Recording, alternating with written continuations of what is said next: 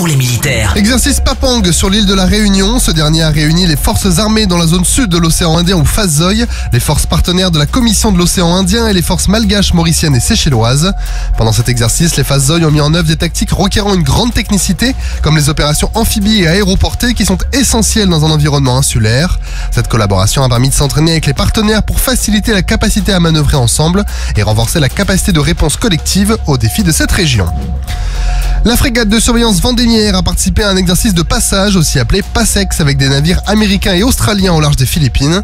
Pendant cette patrouille, la Vendémiaire a effectué un ravitaillement à la mer avec le ravitailleur USNS Wally Shira et le Littoral Combat Ship USS Mobile.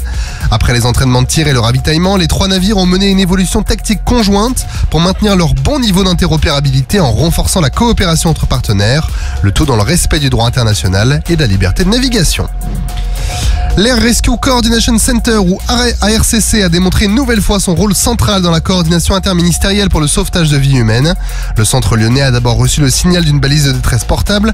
Grâce à la précision de la position GPS et à la confirmation de l'identité du requérant, le centre a contacté le peloton de gendarmerie de haute montagne de Briançon pour leur transmettre tous les détails de l'alerte.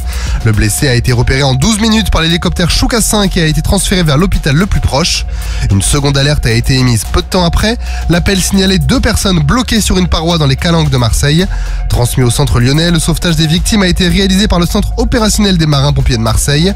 La coordination précise effectuée par le centre entre les différentes parties prenantes a permis de voir les 2 victimes sortir indemnes de l'incident.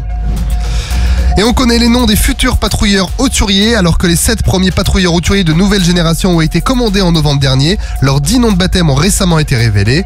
3 d'entre eux rendent hommage à des compagnons de la Libération qui ont déjà été honorés par des navires actuels. Le commandant d'Étienne d'Orve, le commandant Ducuing et le quartier-maître Anctil. 4 autres compagnons de la Libération sont également à l'honneur, ainsi que 3 femmes remarquables de la Seconde Guerre mondiale. L'enseigne de vaisseau Jacqueline Carcignol, Jeanne Boeck et André Borel.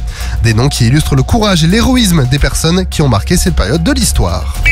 Sur terre, sur mer, comme dans les airs. Skyrock PLM, en équipe avec Uneo, la mutuelle des forces armées.